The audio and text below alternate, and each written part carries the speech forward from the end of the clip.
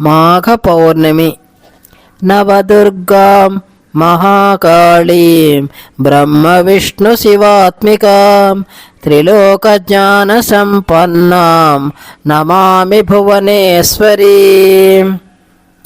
ఒకసారి దక్ష ప్రజాపతి సరయూ నదికి స్నానమునకు వెళ్ళగా అక్కడ శక్తి స్వరూపిణి అయిన జగదాంబ శంఖరూపమును ధరించి పద్మముపై ఉండగా దక్షుడు దానిని చూచి పవిత్రమైనదిగా భావించి ఇంటికి తీసుకుని వెళదామని భావించి ఆ శంఖముపై చేయి వేయగా ఆ శంఖం ఒక బాలికగా మారినది.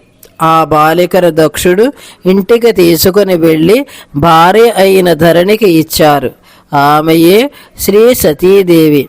ఆ రోజు మాఘ పూర్ణిమ. ఆ రోజున శ్రీ లలితా సహస్రము, శ్రీ భ్రమరాంబికాష్టకము, శ్రీ అన్నపూర్ణాష్టకము మొదలైనవి అమ్మవారికి సంబంధించిన స్తోత్రములు చదువుట చాలా మంచిది.